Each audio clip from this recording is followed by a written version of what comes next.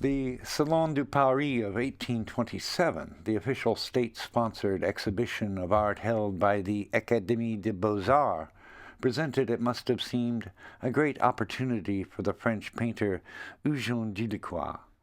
After having achieved some critical success and public notoriety in the 1822 and 24 Salon, with pictures such as The Bark of Dante, The Massacre at Chios, and Orphan Girl at the Cemetery, he would surely have anticipated the opening of the 1827 exhibition as a chance to truly establish himself as a professional painter and artist of merit.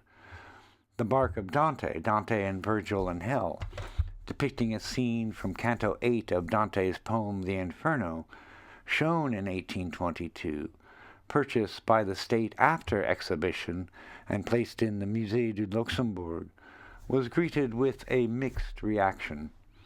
Established critic and artist Delacroix called it, quote, a real mess, while Antoine Jean Gros likened the composition more agreeably to a chastened Rubens.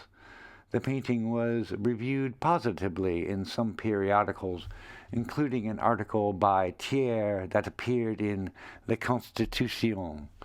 In 1822, at the age of 24, he had made a mark.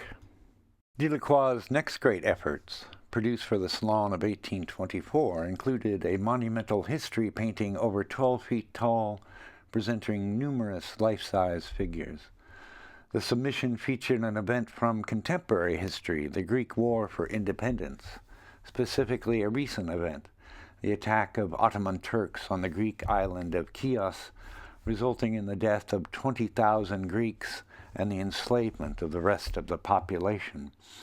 Seen with outrage in Europe when first reported, the events on Chios were condemned widely in the press. It became a topic of social discourse and political significance. Importantly, Delacroix's canvas was displayed to the public in the same room in the Louvre where Ingres, perhaps the leading painter in France at the time, showed The Vow of Louis XIII, a painting commissioned by the Ministry of the Interior and destined for the Cathedral of Notre Dame in Montauban.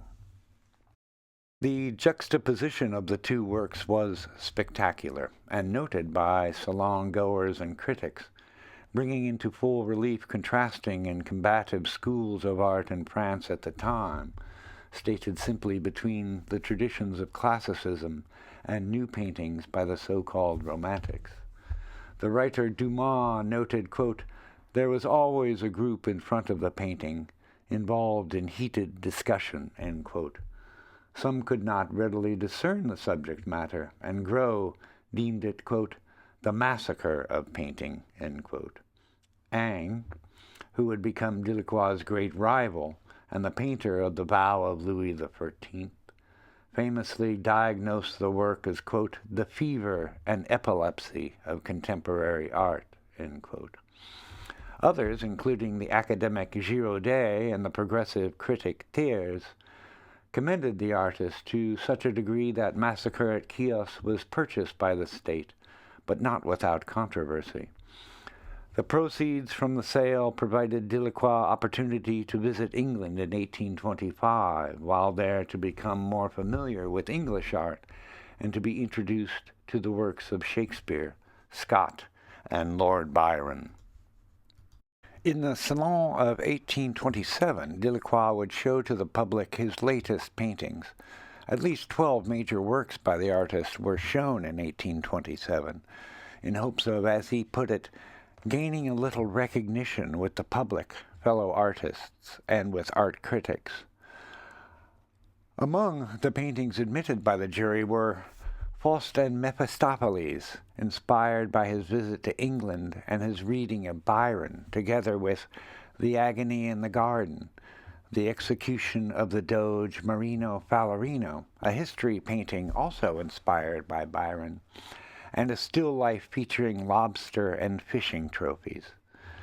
These works make known to the public the artist's new direction in terms of selecting subjects and his maturing style, turning away from the emulation of established masters and the classical tradition, as well as eschewing the hard-edged manners and the visual clarity of fellow artists Ang and Delacroix, whose The Apotheosis of Homer and The Death of Elizabeth I, Queen of England, were also displayed and wildly successful at the Salon of 1827. The number and variety of paintings exhibited were but of little consequence to the sensation and controversy caused by the introduction of The Death of Sardanapalus, a history painting picturing the final moments of the last king of ancient Assyria in the 7th century BC. Arriving late and not seen by the public until 2 months after the opening, The Death of Sardanapalus nevertheless was hung in the Grand Gallery, a space usually reserved for the most established artists. As a late arrival, the work proved to be a spectacular contribution. Like the massacre at Chios, Paris salon-goers flocked to the work, if only to say they had seen it. In the popular press, critics were vitriolic and this time unforgiving. The painting was characterized as careless, presenting a confusion of planes, was an, quote, air of the painter, who purveyed the fanaticism of ugliness to the general public. An artist who, quote, in the delirium of his creation had been carried away beyond all limits, end quote. Stendhal called both the painting and Byron's play from which it was inspired satanic. Basically, only the great French novelist Victor Hugo was left standing, calling the work magnificent, relating the only flaw as Delacroix having not set fire to the pyre, quote, giving the beautiful scene as a base, a basket of flames. Delacroix paid for his audacity with a temporary loss of official favor. The Vicomte de la Rochefoucauld, director of fine arts within the King's Court, wrote a letter to the director of Royal Museums about the painting, protesting its privileged placement after the exhibition had opened, reminding the director the work was admitted by way of a division of votes, and suggesting it be removed, ending the letter by saying, quote, I admit that I consider it my duty not to encourage a manner whose imitation would be so dangerous, end quote. Indeed, de la Rochefoucauld would seek out and reprimand Delacroix himself, the artist writing about the meeting to a friend saying, quote, the upshot is that I can expect nothing from these quarters unless I change my ways, end quote. Delacroix was in trouble. The painting was not removed from the exhibition, but after its closing, taken back to his studio where it remained, finally sold by the artist to a private collector in the 1840s. The Death of Sardanapalus did not come back into the collection of the Louvre until the early 20th century. What Delacroix would later describe as the finest feather in his cap basically had to be recovered by the state. The painting has long been the subject of excellent and vigorous debate among art historians.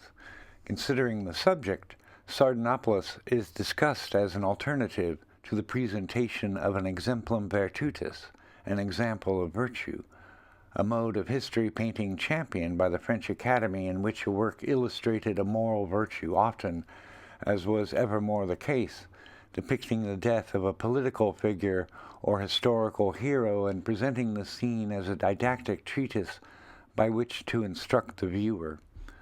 Sardanapalus has been compared to the rigorous treatment given the type by Jacques-Louis David and the Davidian school of French academic art. Showing just several examples, we see the stoicism imparted to the act of dying by David in works such as Death of Seneca, Andromache mourning Hector, and his authoritative treatment of the theme The Death of Socrates from 1887. In these works, we see an ever-maturing severity given to arrangement of forms and the style with which they are treated, manners and modes thought most appropriate to the intended ethos, a rational, philosophical consideration of the meaning of death and dying, Guérin's Return of Marcus Sextus from 1799 is yet another picture certainly known to Delacroix, indebted to Nicolas Pousson's 17th century precedent, The Death of Germanicus. The motif of the deathbed, in my view, a feature purposely included by Delacroix in the composition, present in many of the prefatory sketches for the final painting, is an element woefully understood and understudied in the context of Sardanapalus' death. Given prominence in Delacroix's Death of Elizabeth, again shown in 1827, the bed was a recurring object in the climacteric narratives of both neoclassical and romantic painting. The deathbed should be considered as an important aspect of the subject matter. Used as a type of stage and elevated platform in David's paintings, often foregrounded as it is in Delacroix's Death of Elizabeth, helping to stabilize, balance, and order compositional elements aiding in the clear presentation of a narrative. Delacroix has reimagined the bed, angling it from front to back. The bed is almost upended and becomes the still center in an arena of energy and action. No longer the place of stoic resolve, it is a type of throne transformed. Delacroix has inverted the seat of dynastic authority into the refuge for the excesses of despots and cowards. A more conformist portrayal of events is pictured by one of Delacroix's close friends, Alexandre Marie Salon, who places the king of Nineveh seated on his throne, now on top of the burning pyre. Researchers have identified the literary sources that inspired Delacroix and Salon, one of the few, if not the only, painter of the period who took on the subject, looking at both sources from antiquity, Greek and Roman writers, and, of course, at Byron's play Sardanapalus from 1821. They concluded that, although perhaps informed and inspired by these sources, the moment depicted is the artist's own invention. In Byron, the death occurred off-stage, ob scena, drawing, of course, etymological connections to the word obscene. Historians have made sense of the work within the context of Romanticism's Orientalism, that is to say, the craze for subjects and themes selected not from the history of Greece and Rome, but from the Near East, the Islamic world, the Arab countries of North Africa and Western Asia, Turkey, Turkish-controlled Greece and Persia.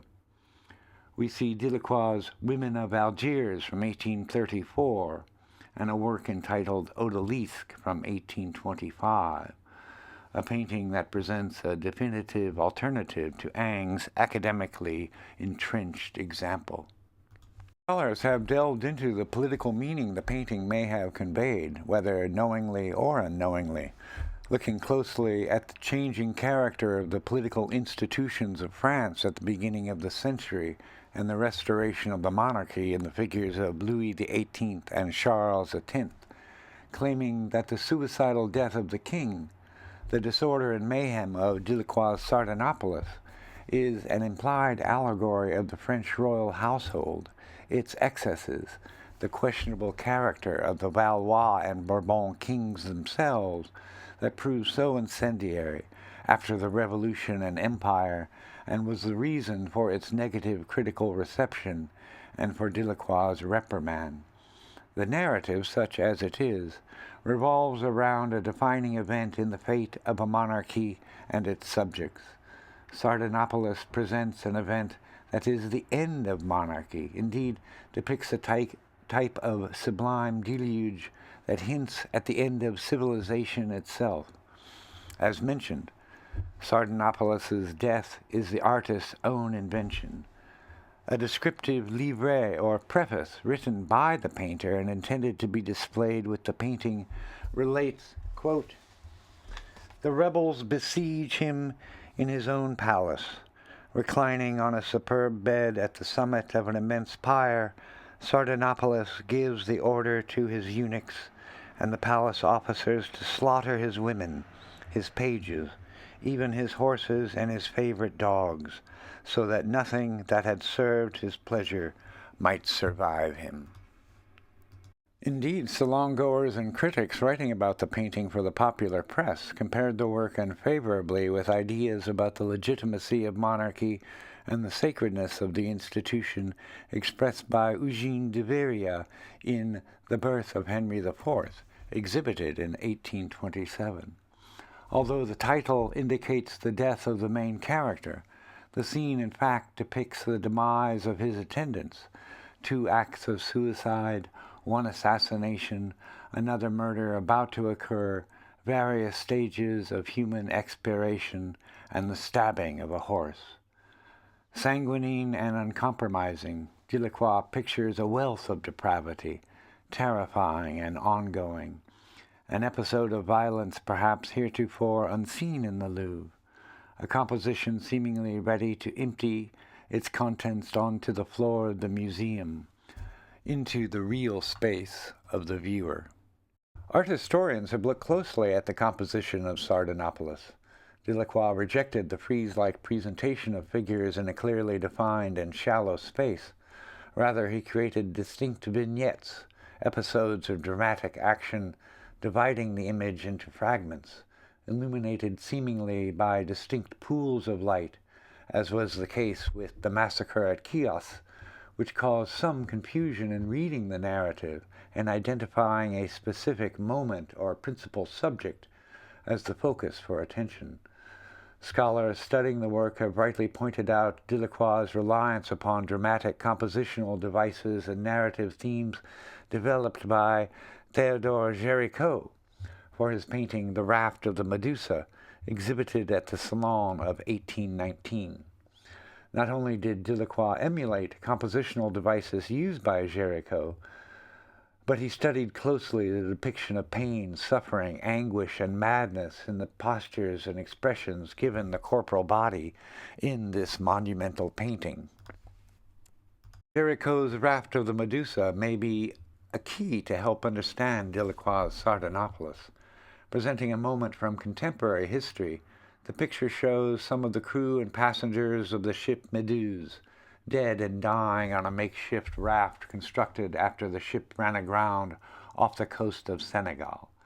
Cut loose from lifeboats manned by others, the raft was left to drift, with no food, 2 casks of water, which were lost during fighting on board the raft, and 6 casks of wine.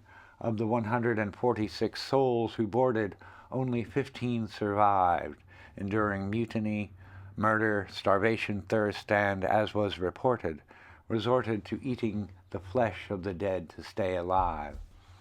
The incident was widely reported in the press and became a political scandal in France.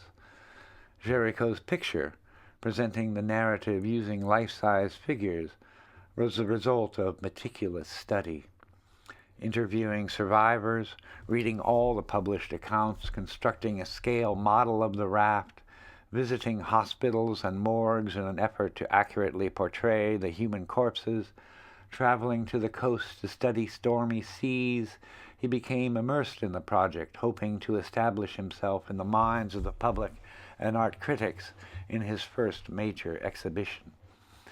The painting made a remarkable impression when shown to the public in 1819.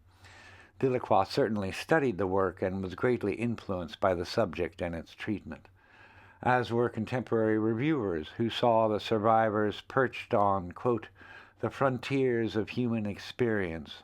Crazed, parched, and starved, they slaughtered mutineers, ate their dead companions, and killed the weakest, end quote. Accounts by survivors described most profoundly the dread, despondency, and grief. According to an early British reviewer, the work is set at a moment when, quote, the ruin of the raft may be said to be complete, end quote. These are precisely the terms in which we may understand Delacroix's Sardanapalus. I submit Delacroix's painting was in part inspired by Géricault's representation of madness. Madness not only as a characterizing trait of the narrative generally, but of the particular madness of individuals portrayed. Extreme states of human being and becoming were an important aspect of the aesthetics of Romanticism, the representation of the subjective states of the imagination, intuition, of dreams, and the emotions, the passions, antithetical to the traditions of rational severity and stoicism of neoclassical art, were explored by artists as a way to understand the world and individuals. Interestingly and importantly, Géricault went on to explore his interest in extreme psychological states and actually represent figures suffering from different types of mental disorders.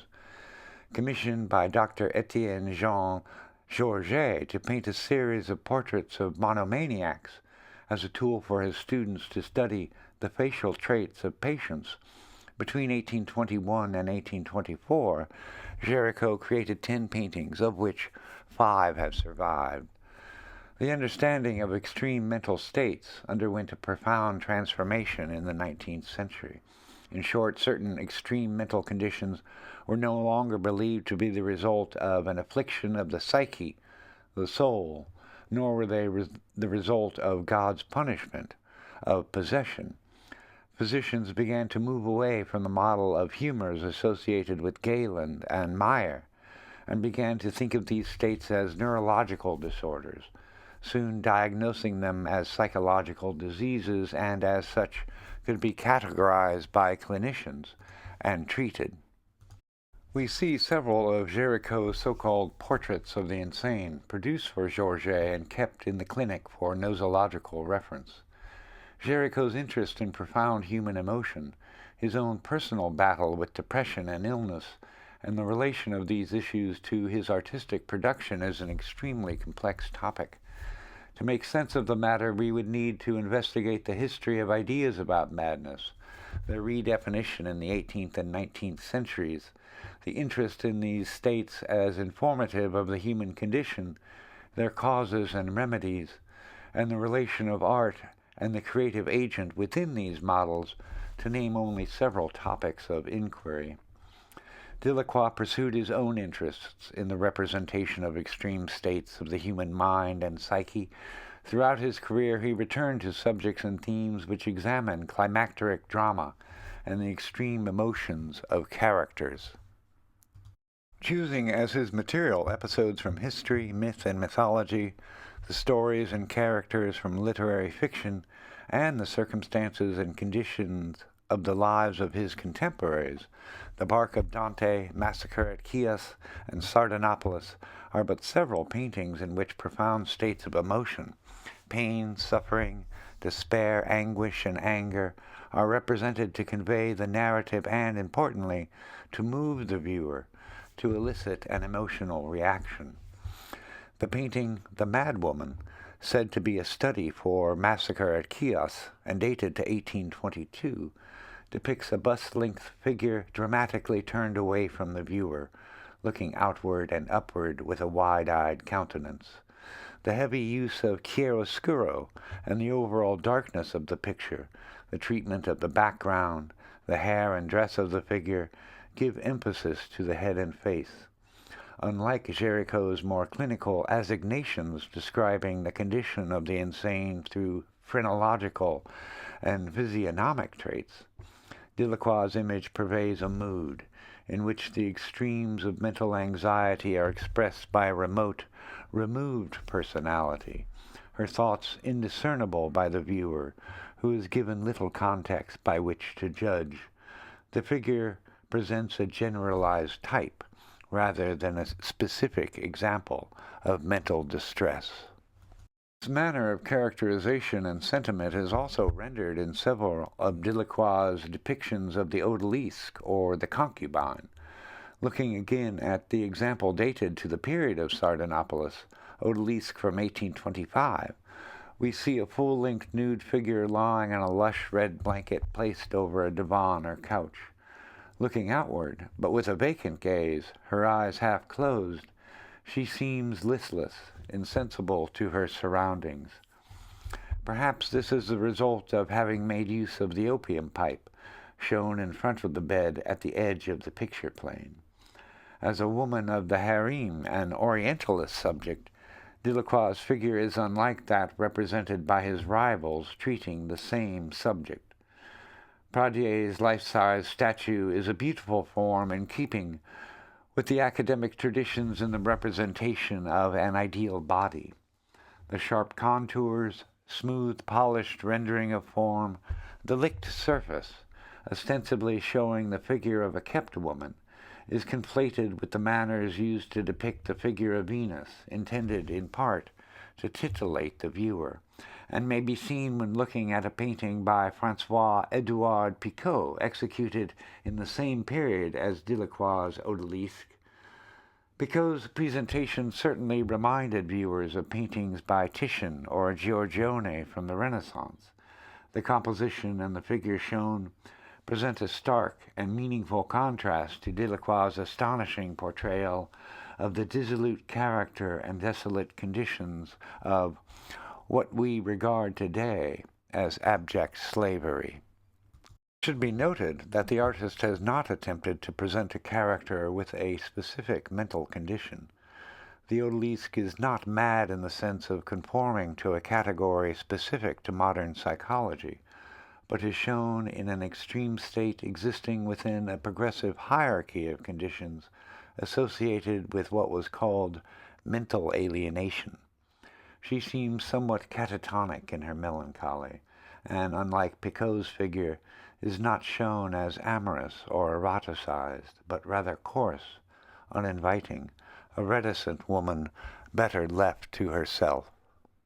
Given the interest in madness as a human condition by scientists and artists during the period in which a clinical understanding of mental illness evolved, it is not surprising that figures from the past were reevaluated, their histories and their fate reconsidered by historians in the context of extreme emotional and mental states. The figures of myth, of legend, and historical figures such as Sardanapalus were re-examined and somewhat reinvented for modernity. Delacroix's painting of Charles VI, entitled Charles VI and Odette de Champs-de-Vire from 1826, may be called a history painting, but is conceived as a genre scene, showing a moment of the king's delirium, a trait of the ruler well remembered by historians. He was called the Mad King. He has drawn his sword in a moment called by 19th century reviewers of the work a, quote, paroxysm of insanity. His mistress, Odette de Champs-de-Vire, said to be a loving partner to the ailing sovereign, attempts to calm him, holding a hand and gesturing for attention. The scene is most probably taken from a story by Balzac. Anguished victims, despondent slaves, and mad kings, Delacroix also developed the theme of madness in his mythological painting, and can be seen in canvases treating the subject of Medea from ancient mythology. I believe there may have been as many as 4 paintings of Medea Furieuse executed by the artist. Here Delacroix returns to the sanguinary subject of homicidal mania. Medea, daughter of King Aestes, wife of Jason, is shown about to murder her sons as revenge for Jason's infidelity. The source for the work is the play of Euripides, who may have invented this subject of Medea's story himself. Madness is not only a condition in which one suffers, an inward psychological state, but is also a mode of being affecting others. The place of the grotto, the distorted and contorted figures, and the theatrical use of a raking light source serve to aid the presentation of the drama of filiacide and a person possessed by her anger. The death of Ophelia, dated to 1838, based upon Shakespeare's tragedy Hamlet, taking its subject from Scene 4, Act 7, presents the suicide of Ophelia, her dying moments before drowning. Shakespeare would of course have provided romantic artists ready-made material for the depiction of strife and madness. Delacroix painted many works showing scenes from Shakespeare's plays, including Ophelia, and treated different scenes from the play Hamlet in a series of lithographs dated to the 1830s. The example shown is based directly on the painting. Interestingly, the death of Ophelia, a consequence of her madness caused by the death of her father and Hamlet's rejection, is presented by the playwright off stage, ob scena, and is yet again an invention of Delacroix, wishing to more carefully and closely explore the fate of the character, her descent into madness, and her demise. It is not death, as the fate of the madman, that is presented in Delacroix's Tasso in the Madhouse, but rather misery and isolation, his confinement, the result of the poet's growing perception of persecution and ridicule. The story of Torquato Tasso, a 16th-century Italian poet, was well known, his poetry still admired by 19th-century readers. Overworked and burdened by the life of a courtier, upset by criticism he felt unfair and prejudiced, Tasso is said to have gradually developed a type of persecution complex. Complaining of headaches and suffering from fevers, he finally abandons the palace in Ferrara. Feeling misunderstood, wandering from court to court, from patron to patron, he is said to have slipped into a half-mad state, making him increasingly vulnerable to criticism and unwanted by his peers and supporters. Eventually, unable to control his irritation, moodiness, and violent outbursts, in a gesture prescribing a type of moral therapy, Tasso was sent in 1579 to the madhouse of St. Anna and remained there for 8 years until 1586. Delacroix shows him in the madhouse, a seated, disheveled figure with his head in his hand, the victim, still, of criticism and derision from other inmates shown behind a set of bars at the rear of his cell. The workings and fate of the creative mind, the imaginative temperament, was a subject common to both artists and scientists of the period. Melancholy, thought to result from the excesses of black bile and the workings of the spleen as voiced by Shakespeare and others, was considered to be a type of trope for the artist, evolving into a cult in the 17th and 18th centuries, and due to Marsilio Ficino's redefining the condition of melancholics, was likened to a prescript for creative genius. The disposition of the artist as melancholic was well understood by Delacroix and his contemporaries, who sought out such figures as Tasso, Shakespeare, Byron, Francisco Goya, and others as case studies, including perhaps Michelangelo, who was known to have shut the doors of his studio, admitting no one, going without sleep and food for extended periods while working. Shown in this painting by Delacroix alone in his studio, Michelangelo is seated with his head in his hand. In a surviving letter written to his father, Michelangelo related, quote, "I lead a miserable existence, and reek not of life nor honor, that is, of this world. I have wearied by stupendous labors, and beset by 1,000 anxieties, and thus I lived for some 15 years now, and never an hour's happiness have I had." As Aristotle has written, no great genius has ever existed without a strain of madness. Delacroix's Michelangelo, we should note, appears quite similar to the many figures we have been looking at, seated, beleaguered, head in hand, with a neutral or dour expression, quite like the manner in which Theodore Géricault, the painter of the Raft of the Medusa, portrays himself in the self-portrait dated to 1820. One more example by Delacroix, painting indebted in many ways to Géricault and to the Raft of the Medusa.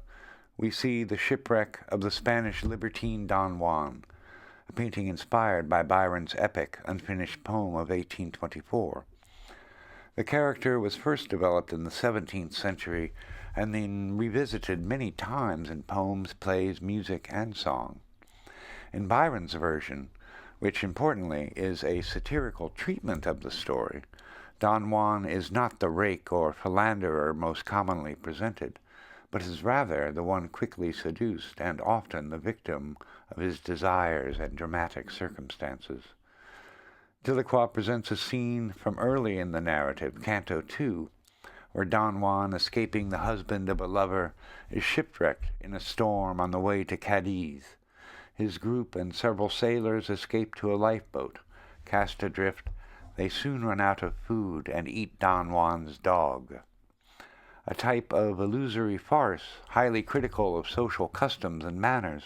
Next, the sailors start eating each other, then, overcome by madness, die. The moment depicted is said to be that where companions draw lots to see who will be sacrificed to feed the others. Delacroix has depicted various states of suffering: fear, dread and despair, agony and anger, hysteria and resignation. Several dead bodies are shown.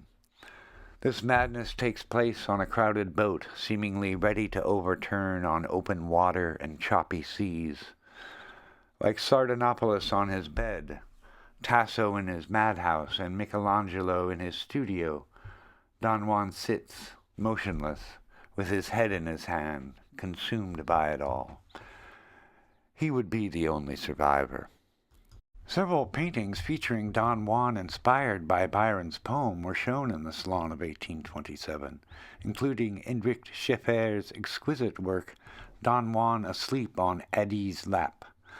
Depicting the rescue of the hero from his boat run aground, Adi, a pirate's daughter, is shown falling in love with the survivor. Adi's father responds by selling Don Juan as a slave into the Ottoman Empire in Constantinople. A painting by Scheffer's brother, Ari, also shown in 1827, called La Femme Suliote, the full title reading, "The Suliote women, seeing their husbands defeated by the troops of Ali, Pasha of Jania, decided to throw themselves from the top of the rocks."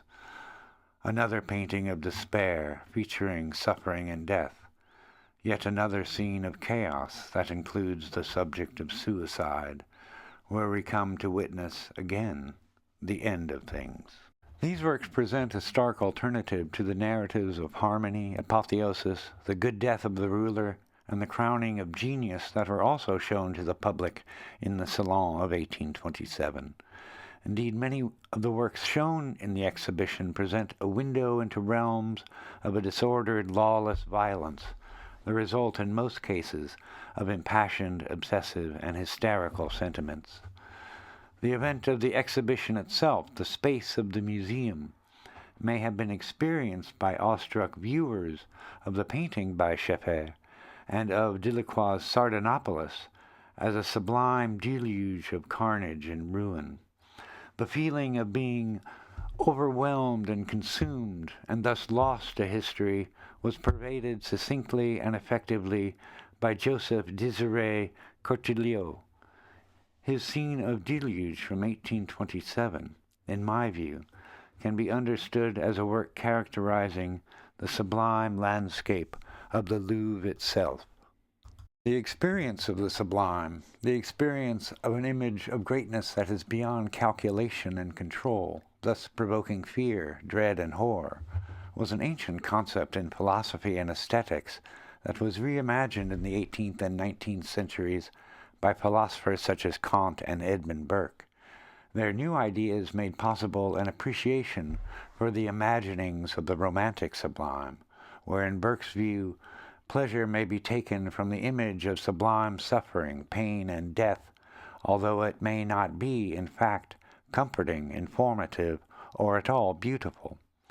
Unlike the sublimities of nature, which may be seen as a force arbitrary in manifestation, magisterial and pervasive, Delacroix's aesthetic of the sublime as presented in his Sardanapalus is not the result of nature's wrath or God's punishment, but results by virtue of the malice and the will of men.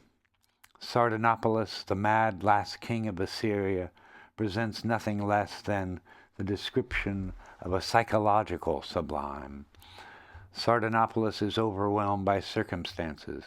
yet his fate is still a matter of his own devices, but, through his nature, has become lost to himself, abandoning his duties as king and protector, destroying what he loves most, and then burns everything else to ashes.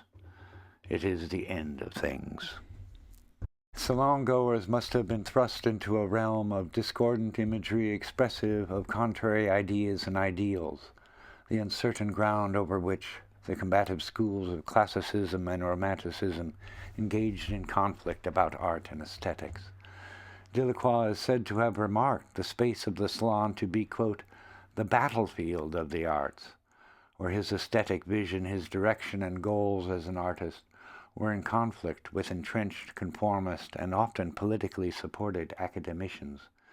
Indeed, it was a battlefield.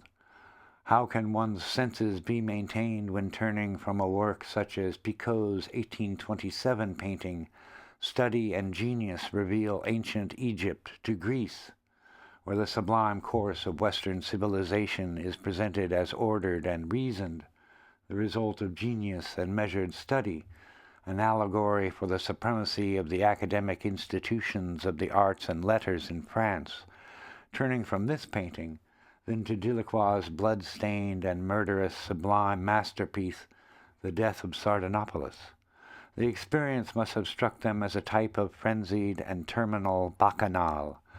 Sardanapalus was called a nightmare by one reviewer. Remember, art critics and reviewers thought the effects of the painting to be actually dangerous. Delacroix's manners, feverish and epileptic, according to Ang, should not be imitated.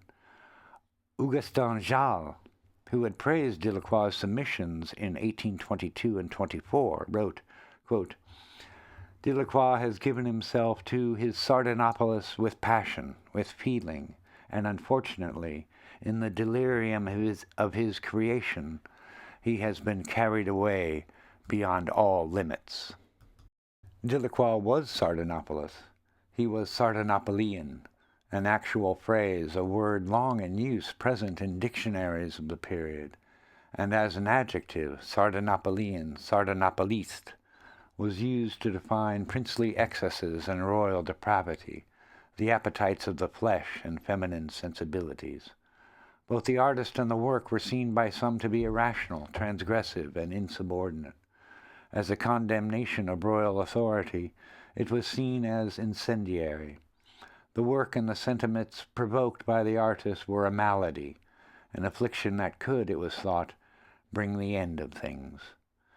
In the center of the sublime landscape that was the Salon exhibition of 1827, the ruinous storm which captured the rational mind and transformed moral strength and resolve into a receptacle for fear, pain, and madness, which swept away everything standing before it, was Delacroix's Sardanapalus. Some viewers of the painting may have become like Don Quixote shown in his library full of books, a painting by Delacroix from 1824, beset, deluged by the superabundance of impressions, and taken to madness by the meaning of it all. Of which beauty will you speak, writes Delacroix in his journals. There are many, there are 1,000, there is one for every look, for every spirit, adapted to each taste, to each particular constitution.